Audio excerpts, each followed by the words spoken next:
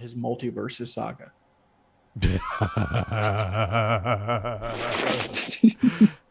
Guys, the game, everyone's enjoying the game. It's engaging. It's all, but I just don't see the support here. I want to make a caveat here. I've said this before on stream. I could have walking pneumonia, be in the hospital bed. Somebody could come in and tell me my mother died, and I could probably still beat Phil in a first-person shooter. And the same thing's vice versa. I can't play fighting games anymore. I used to be in the fighting game community. I hated the way it made me feel, right? Because I got so ungrossly mad at fighting games, because fighting games come down to really good poke games, distance, and usually who can cheese better. All right, I have a hole full of piss. I'll be right back. Yeah. But like, so don't let me criticize Phil's ability to fight, because Phil's a better gamer in fighting games than I am. But this man asks for money so damn often that it makes me blush. 41-year-old man still doesn't know how to put on a shirt. Nobody's gonna comment on that. Honestly, I haven't been up to date on any of the most recent DSP stuff, but if he's just continuing to ask for money, then I mean, has anything really changed in the past decade? Well, it's kind of his shtick now, and I guess that works with it. Does he? Do you think he's self-aware of it at this point? He's just playing it up of the asking for the money. It could. I've thought about it. It could be, but at the same time, it's like, I don't know. Like, doesn't he have like a business degree? Like, shouldn't he? You think he would be better with money than this? Like, he sells he keeps a house across the country and moves all the way to the other side of the country to save on taxes, then gets behind on taxes, and then he has 2 mortgage payments because he can't sell the house that he used to live in. And then he lives on credit cards. Bankrupt. He goes bankrupt, and then he's spending all this money on mobile games. I know the general story. It's just insanity. You go. How many posts are on Phil's Kiwi Farms thread? It's like 2,000. I think it's even more than that. Wait 1 second. Let me check this out. But like, let me put it out here. Like if you add all the debt I have up, not me and my wife combined, but yeah, I know I should combine it, but I don't know all her debt. She won't tell me at all. But right. If you add all my debt up, like you got to fill me in on what happened with Phil. We were just talking about like the whole metaverse and like how he expects, like, he wants to play the game, but people don't tip on it. Like some games you play, people aren't going to engage in. The people that want to watch it are just the people that don't usually tip that often. I mean, like, sometimes you got to do shit for the love of the game. You got to chalk it up to the game. It's because here's the thing, though, that it's even beyond that. 20% of it is about the game. 80% of it is about the streamer. And Phil treats his audience like he's a disgruntled substitute teacher and they are his students. That's why it's like you go there and he, like, all the air is sucked out of the room when you watch a Phil stream. Did I lose everybody? No. I'm sitting there trying to let it. What am I looking for here?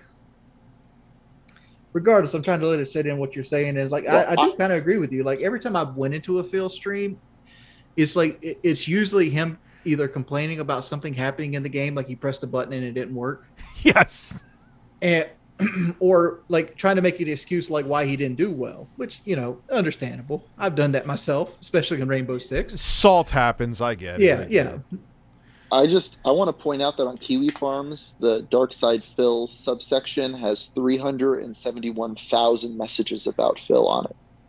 Holy shit. Which makes me wonder, like, why do I have more hardcore trolls than fucking Phil? I'm upset about this. Like, Phil gets to stream and make money. I get to sit here and fucking struggle and be like, can I buy my wife's cancer medication next month? But here's the thing. Phil doesn't talk to his trolls. Yeah.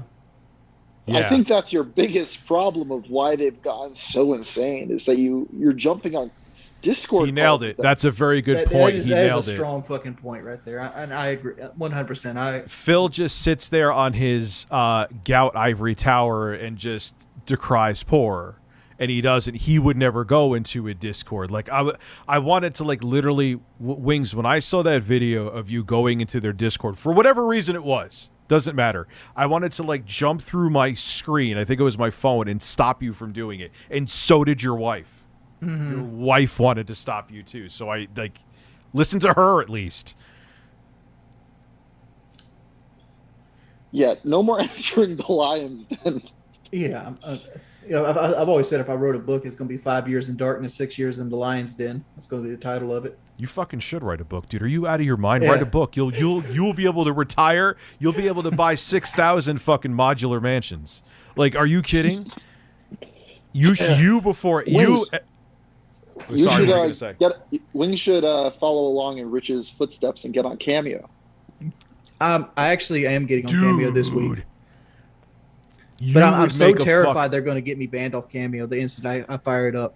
No, dude, all you got to do. No, you won't get banned. All you got to do, like someone tried to get me to say something racist. I just reported it and they got blocked. I didn't say anything to Stream Elements. I got banned off that shit too. That's so fucking stupid. I mean, I like that's what happened with Ethan Ralph. So now I think that's part of the reason why they're skittish like that. That was super chats, but they're afraid that people are going to say shit through Streamlabs and then they'll get flack for it. That's why. It's stupid. They shouldn't be so skittish, but that's why. It's like I've been banned twice this week from Twitch without saying anything. Because I mean, Andy Dick is on Cameo. He's one of the top people, and if you look at the laundry list of things he's a fucking turd. So I don't think Cameo cares. I heard this about Andy Dick, and it kind of like fucked me up because like you guys remember Phil Hartman? Yeah. Oh yeah, loved Phil Hartman. Hi, I'm Troy McClure. Like there were people supplying Phil Hartman's wife with like some sort of drug. I forgot what drug it was, and they cut her off because like she was being crazy, and Andy Dick was the only one that didn't cut her off. And people say Andy's drugs is what made her kill Phil Hartman. Yeah, because she had a coke addiction, right? Yeah, I think that's what it was, cocaine. Dude, yeah, I loved him on when he was Troy McClure in The Simpsons. Mm-hmm. Dude, he was a legend, man. He died around almost the same time as Chris Farley. Or why the hell am I'm going on a rabbit hole right now? Yeah, we're showing our age right now. Yeah, we're old as fuck. Everyone here, I think the youngest person here is Chris or Art. I'm not sure. I'm here still. How old are you, Art? I'm 27. How old are you, Chris? Chris is taking a shit. Please at Wings. Oh, they want to know about the state of your anus. There's actually Jeremy doesn't know this. Wings, can you tell the story about your turd? Oh, that's been told so many times. Who cares? It's a good story. What was funny is they actually alluded to it on PKA recently, where Taylor, because like I forgot I did Taylor's dual commentary around the same time I had that bad constipation bout. But here's what it is: I was trying to lose weight, and as a young man, I didn't really look into shit. So I'm like, Slim Fast helps motherfuckers lose weight. Let's replace a meal with some Slim Fast. What they don't tell you about Slim Fast is it dehydrates you. And dehydrates you bad. And what your body does when you get dehydrated is it pulls water from your stool first before anywhere else. So like you get really backed up. So you were pumping out like massive rocks. Yeah, like it would hurt. Like there was a point where I didn't poop for like a week, and I was so terrified of like the saline enema. Like I never had an enema before. I never had anything go up my butt before. And I was like very, very gun shy at that moment about somebody sticking anything in the area or the orifice of my butthole. So I'm over here struggling, and like there's periods of the day where I just lay on the fucking bed and just be in pain, just rolled over with like that cramp you get when you got to poop real bad.